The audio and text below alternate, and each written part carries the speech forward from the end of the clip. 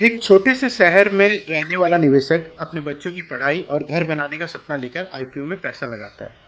उसे लगता है कि एसएमई आईपीओ उसके सपनों को पंख देंगे, लेकिन कई बार कंपनियां जरूरत से ज़्यादा वैल्यूएशन पर आईपीओ लाती हैं और लिस्टिंग के बाद उसके सपने टूट जाते हैं। ऐसे ही हजारों इन्वेस्टर की कहानियों को सुनकर अब सेबी ने बड़ा कदम उठाया है। एसएमई आईपीओ में अब होगा एंकर इन्वेस्टर का साथ, ज़्यादा पारदर्शिता और सख्त नियम, ताकि छोटे निवेशकों का पैसा सुरक्षित रहे और आईपीओ पर उनका भरोसा मजबूत। हेलो इन्वेस्टर, तो चलिए शुरू करते हैं शुरुआत से। सेबी लेके आया है नई गाइडलाइंस एसएमई आईपीओ के बारे में, और इन गाइडलाइनों को हम समझते हैं एक एक करके। पहला इनका नियम है मिनिमम एप्लीकेशन साइज को इन्होंने बढ़ा दिया है, इंक्रीज कर दिया है। अब मिनिमम एटलीस्ट 2 लाख खरीदने होंगे, और या फिर 2 लाख से ऊपर का होगा तभी, ताकि इसमें ना कैजुअल जो एप्लीकेंट्स आते हैं वो न रहे, जो सीरियस इन्वेस्टर हैं उन्हीं का बोलबाला रहे। दूसरा, इन्होंने कटअप प्राइस ऑप्शन को पूरा रिमूव कर दिया है। अब कटअप प्राइस कुछ नहीं होगा, एक ही प्राइस रहेगा, जो प्राइस लिखा रहेगा उसी भाव पे आपको मिलेगा, कोई कटअप नहीं रहेगा। पहले प्राइस रेंज रहता था 10 से 20, 50 से 100, 61 से 90 रुपया, और मिलता हमेशा 90 पे था। तो अब वो कटअप प्राइस का झमेला खत्म, जो लिखा रहेगा एक ही प्राइस रहेगा, उसी प्राइस पे मिलेगा आपको। तीसरा नियम है नो कैंसिलेशन और रिविजन मतलब एक बार आपने बिड प्लेस कर दिया तो आपको कैंसिल करने का उसकी परमिशन नहीं मिलेगी।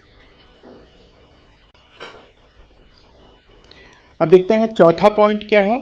तो चौथा पॉइंट है टाइटर टाइमलाइंस फॉर पेमेंट्स। अब इन्होंने क्या कर दिया, पहले 5 बजे का कट ऑफ टाइम होता था, यूपीआई से आप करते हो 5 बजे तक कंफर्म हो जाता है, लेकिन अब नहीं। अब क्लोजिंग जो लास्ट डे का 4 बजे का, उस समय में ये क्लोज हो जाएगा।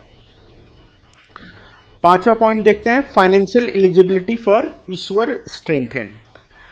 तो फाइनेंशियल एलिजिबिलिटी मतलब कोई ला रहा है तो उसकी फाइनेंशियल, जो भी आईपीओ ला रहा है उस कंपनी की फाइनेंशियल एलिजिबिलिटी देखेंगे। कैसे देंगे? कंपनी को एटलीस्ट 1 करोड़ का एबिटा अपने इन 2 सालों में, लास्ट 3 फाइनेंशियल ईयर, फिर से बोलता हूं, लास्ट 3 फाइनेंशियल ईयर में 2 साल में एबिटा 1 करोड़ का होना चाहिए, तभी आप एसएमई के लिए फाइल कर पाओगे, नहीं तो आप नहीं कर सकते हैं फाइल। छठा पॉइंट है caps on fund usage and offer for sale. तो सेबी ने क्या कर दिया, जो फंड का यूसेज था और जो ऑफर फॉर सेल ये लेके आते थे पुराने इन्वेस्टर को एग्जिट देने के लिए, उसके ऊपर कैप कर दिया है। 20% ऑफर फॉर सेल कर दिया है कैपिंग।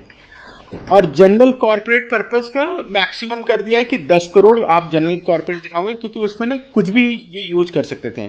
और या फिर आपका जो टोटल इशू साइज है, अगर 100 करोड़ है इशू साइज, तो 15%, विच एवर इज लोअर, दोनों में से जो भी लोअर होगा।